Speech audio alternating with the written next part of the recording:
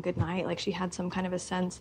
I think she had a sense many times that he wasn't okay, you know? She would tell me that sometimes she would find him in his bathroom looking kind of out of it or holding on to him. And she also wrote these letters when she was little that we have kind of saying, I hope my daddy doesn't die. So there was some kind of... Imagine a room that has been locked for over 40 years, a vault of secrets that no fan has ever seen, and suddenly the king's own granddaughter walks into the light and reveals every hidden corner. In this video, we bring you the first time Riley Keough, Elvis Presley's granddaughter, breaks the silence that has protected Graceland's most mysterious upstairs for generations. From sealed letters and unheard recordings to a tunnel rumored to run beneath the house, she opens the door to a world that even the most devoted Elvis devotees never knew existed. She will share her personal promise to her mother, her plans to finally make Graceland accessible, and the emotional truths that have been tucked away behind those ironclad doors. Could Elvis have left music that no one has ever heard? Why does one room still look exactly as it did the day he died?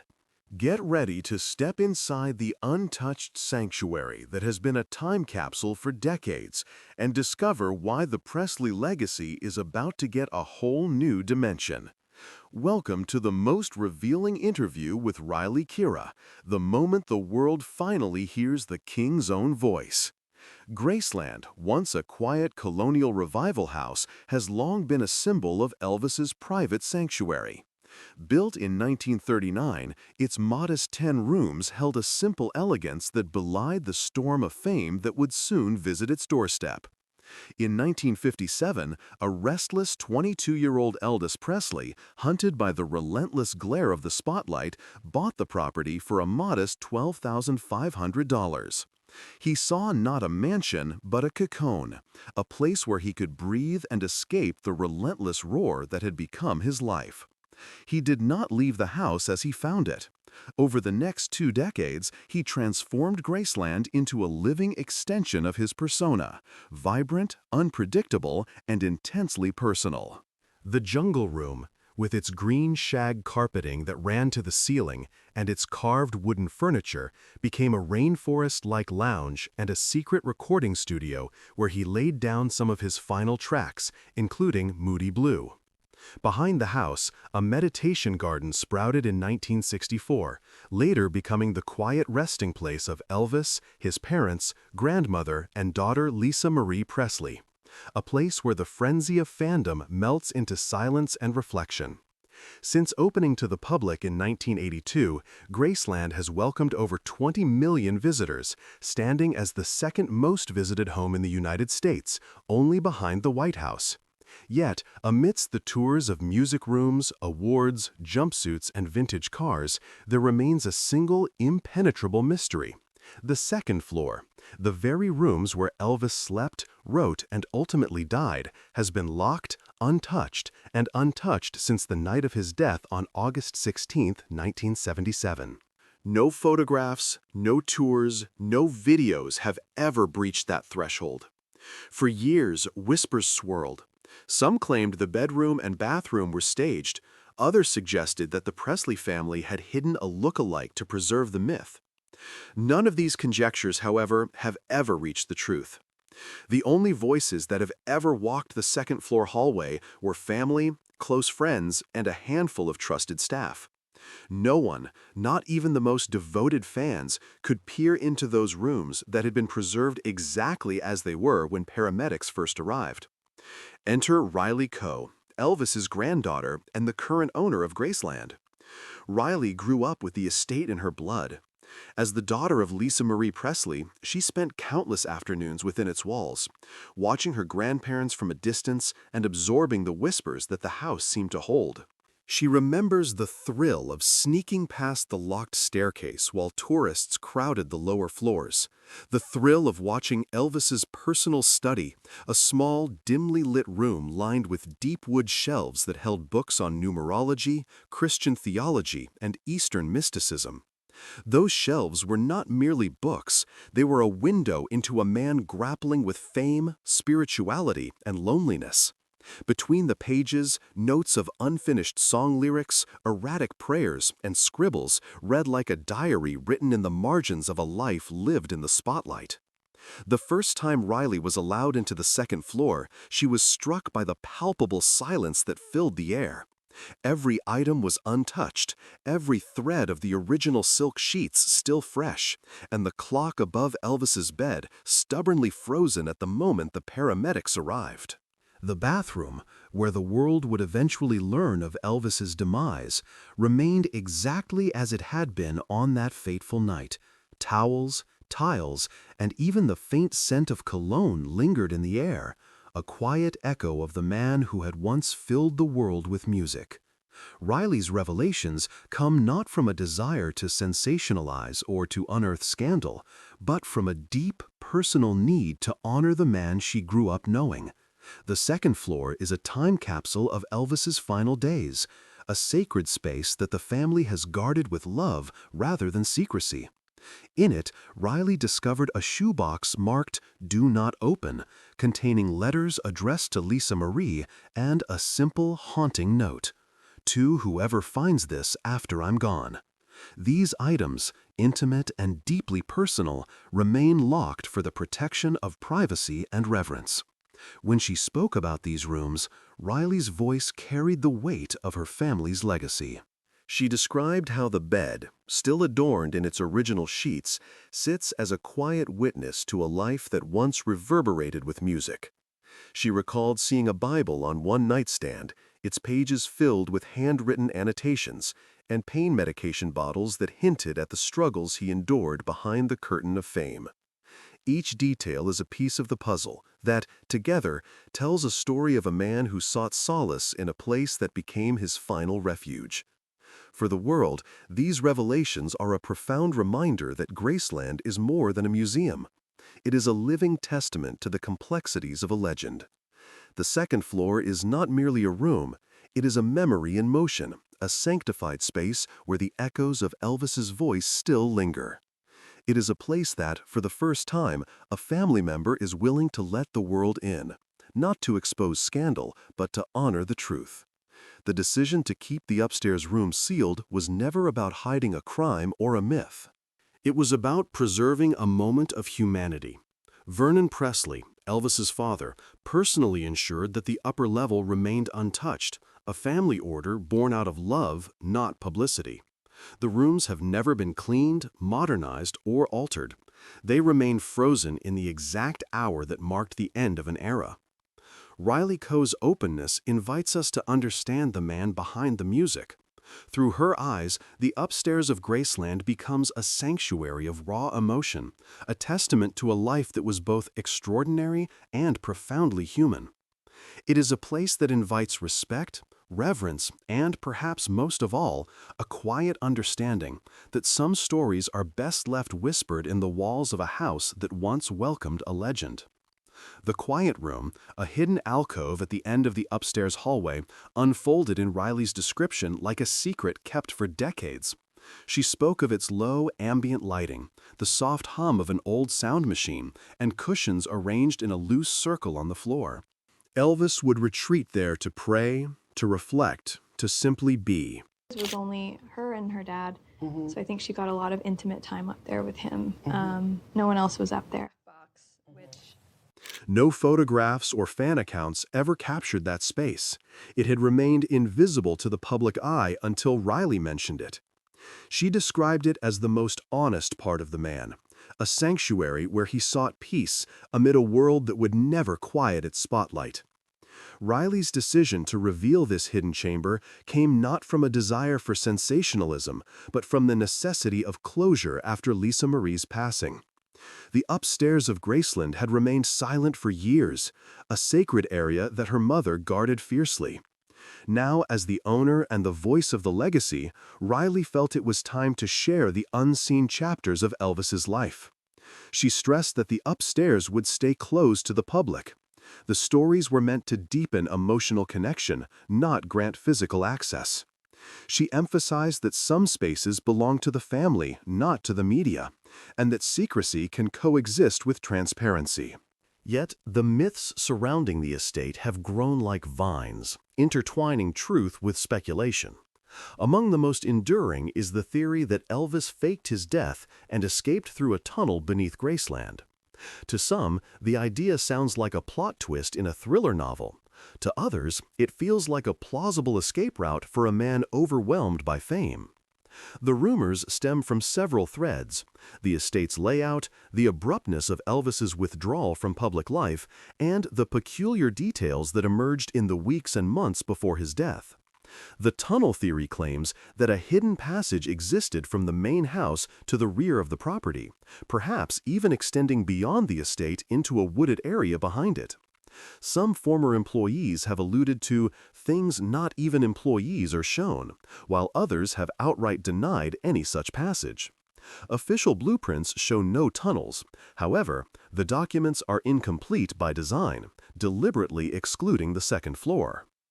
The mystery deepened when a freelance journalist in 1987 reportedly snuck onto the property and claimed to find a partially concealed concrete entryway near the rear carport. No photographic evidence survived, but the claim was enough to fuel speculation. Parallel to the tunnel rumors are the sightings of a man who resembled Elvis. In 1978, a year after Elvis's death, a man bearing his likeness was seen boarding a plane at Memphis International Airport under the name John Burroughs, a name Elvis himself had used on tour. The sighting was dismissed as coincidence by local news, yet it sparked a wave of similar reports. In 1984, a tourist photographed a groundskeeper relaxing behind the house, and fans insisted the man was Elvis. The photo was analyzed but never conclusively verified. Subsequent sightings, Elvis at a Burger King in Texas, a DMV clerk in California, a patron at an impersonator show in Nevada, continued to surface, each time adding layers to the mythos. Some witnesses later retracted or revised their claims, yet the stories persisted, buoyed by the public's appetite for mystery. The legal details of Elvis's death also feed the rumor. Critics point to the death certificate's misspelling of his middle name, legally Aaron, yet recorded as Aaron on the gravestone. For believers, this was not a typographical error, but a deliberate signal that the man buried was not the real Elvis. Others dismiss it as a simple mistake. Regardless, the absence of DNA matches beyond the documented autopsy, the lack of post-1977 communications, and the secrecy surrounding the final hours have left a void that fans fill with conjecture. Riley acknowledges that these theories are part of the legacy's allure. She says that her role is not to dispel every rumor, but to protect what mattered to Elvis, his emotional imprint, and the integrity of the estate's sealed rooms.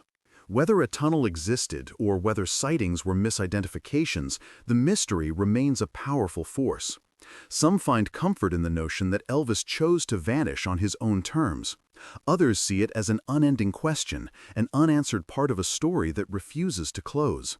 The intrigue extends beyond the estate's physical space to the Presley family tree itself.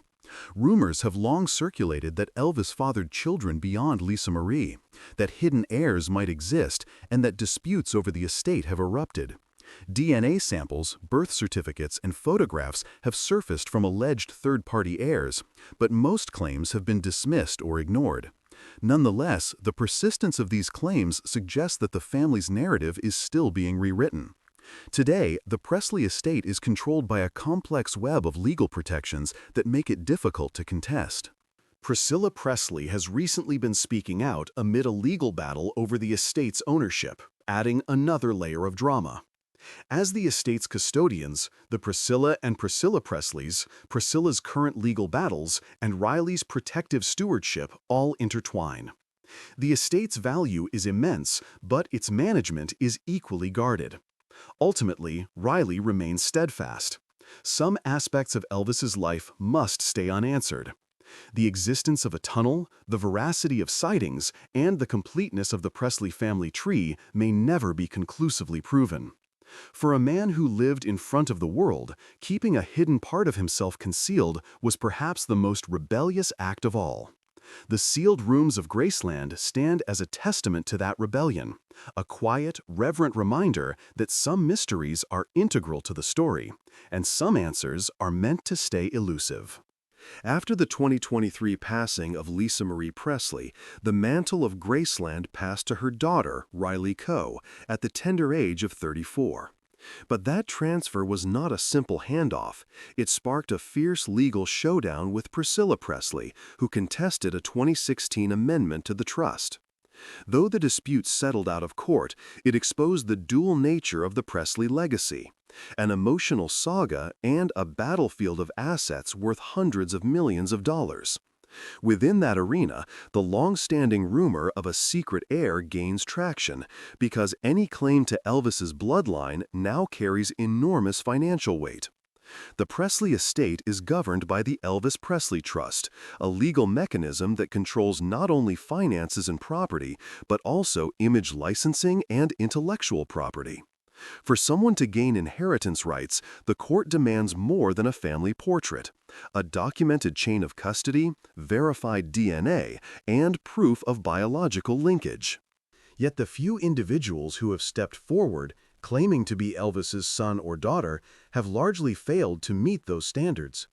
One man sought to have the king's body exhumed for DNA testing, but the request was denied. Another claimed a hair sample from a supposedly auctioned lock of Elvis's hair. The estate dismissed the evidence as unreliable. In many cases, the DNA evidence originates from fan memorabilia, unverified personal items, or third-party samples handled without strict protocols. Consequently, most of these claims collapse before they reach a courtroom. Despite the legal setbacks, whispers of hidden relationships and unacknowledged children persist. Some fans cite possible liaisons in the 1950s and 1960s before or during Elvis's marriage to Priscilla. Tabloids have named women who, according to anecdotal accounts, received private calls, hush money, or confidential letters from the king long after his peak. The Presley family and close confidants have issued no confirmation of such affairs. Riley, like her mother before her, has remained silent on the subject. That silence fuels speculation. Is it a strategic choice to prevent false claims from gaining legitimacy, or does it hint at a genuinely hidden truth kept under lock and key for personal reasons? Even though he was a flawed human being, idol to millions, but a flawed human being nonetheless. But in her eyes, her dad was a god. And just to hear that she even felt that he might. The answer, if there is one, remains a tightrope of uncertainty. Riley's responsibilities extend beyond legal wrangling. She has become the living face of Graceland, steering decisions that affect the estate's physical preservation and cultural presentation. She consults with archivists, preservation specialists, and business managers, giving final approval on new exhibits and overseeing digital preservation initiatives. She is spearheading a project to scan and catalog Elvis's handwritten lyrics, set lists, and letters, assigning each file a robust metadata schema to ensure integrity for future scholars. The goal is not to commercialize the king's legacy, but to safeguard the authenticity of his creative output. Beyond operations, Riley wields the narrative itself. In a landscape where Elvis is a symbol, a myth, a brand, she occupies the rare position of both blood relative and cultural gatekeeper. She has articulated that Graceland should be a living space rather than a museum. It's not about freezing him in time, she says, it's about making sure he's understood. This philosophy has translated into educational partnerships with universities and music programs, allowing students to access curated archives under supervised conditions. These collaborations aim to contextualize Elvis's influence in a modern framework, giving younger generations a chance to engage with his life and art in a responsible, respectful way. Riley has also taken a firm stance on the estate's most enigmatic assets. The second-floor rooms, long sealed and untouched, remain a source of intrigue. She has confirmed that these rooms are still untouched, describing them as frozen in time. While she has never spoken directly about hidden music recordings, she has hinted at personal artifacts that never saw the light of day. Archivists working with the estate report that several storage areas, especially in Elvis's bedroom and study, have not yet digitally cataloged. The full contents, books, documents, tapes, and unreleased materials await careful documentation. An anonymous former employee once claimed that a reel-to-reel tape player, alongside unlabeled tapes, was discovered in Elvis's upstairs study. Though unverified, the story aligns with known facts. Elvis frequently recorded himself singing at home, often for personal review or to share rough drafts with close collaborators. Felton Jarvis, Elvis's former producer, once remarked that the King recorded far more than RCA ever released. He spoke of late-night tapes and piano sessions that were deliberately kept off the label's radar because Elvis wanted no one hearing them, now or ever. Whether those recordings survive the years and still sit boxed in a cabinet somewhere upstairs is an unanswered question. Bootleggers have perpetuated this mystery by circulating underground releases of supposed lost tracks. In the 1990s, a notorious bootleg claimed to feature "This Is Goodbye," a ballad supposedly recorded weeks before the King's death. The voice was later identified as an impersonator, yet the rumor endured. The bootleg culture complicates the narrative further. While RCA and Sony have released curated box sets of alternate takes, Elvis's personal vault remains guarded. RCA's and Sony's releases are selective, cleared for commercial distribution, and curated to fit a particular narrative. In contrast, the contents of Graceland's sealed rooms could still hold unfiltered, deeply personal recordings. An anonymous claim on a fan forum mentioned a reel-to-reel player with a stack of unlabeled tapes found in Elvis's study. If true, these tapes might reveal the King's private vocal experiments, piano improvisations, and spontaneous renditions, materials never intended for public ears. Whether they survive, and whether they still sit boxed somewhere in the upstairs study, is a question no one can definitively answer today. Riley's control over the estate's story is absolute.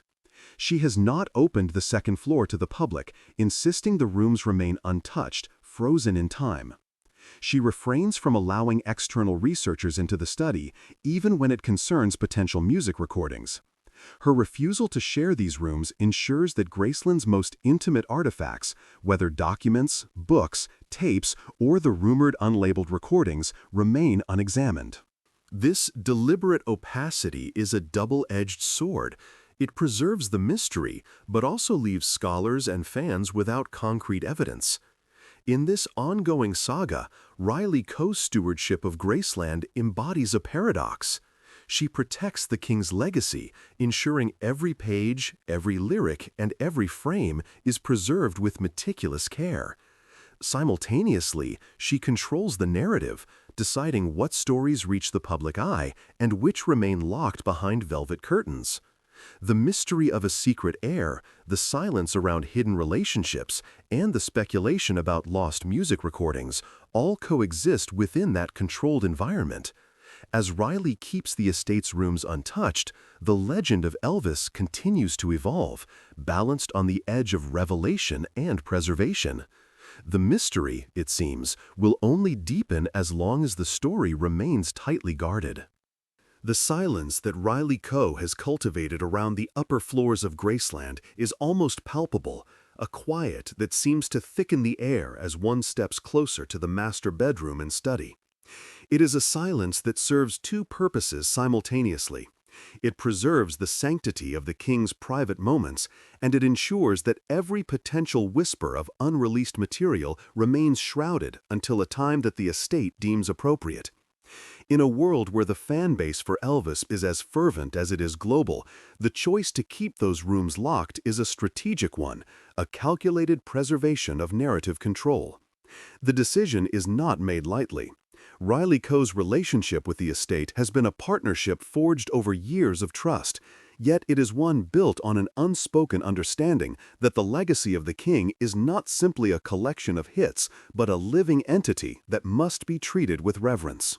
She remembers how, years after the death of Elvis, the world still mourned him in a very real way, through mourning parties, through the slow release of remastered tracks, through the very real desire for something new. The temptation to satisfy that hunger, to mine the vaults for a new song or a new photo, is ever present. Yet with each dig, each cataloging effort, Riley is forced to confront a dilemma. Does the public's appetite for undiscovered material outweigh the possibility of tarnishing the carefully curated image that has endured for decades? And there are consequences for the people who dare to pry. In 2014, a group of dedicated researchers and archivists managed to acquire an unverified copy of a reel-to-reel tape from the estate, though the authenticity of the recording was disputed. Their claim, circulated among fan forums, stoked a new wave of speculation that the King's private studio might still be producing new material. Riley Keough's response was swift and decisive. She issued a statement reinforcing the estate's policy on archival material and the need for careful handling of any potentially unreleased content. The statement was met with an undercurrent of frustration, yet it also revealed the depth of the emotional investment that fans place on every hidden note.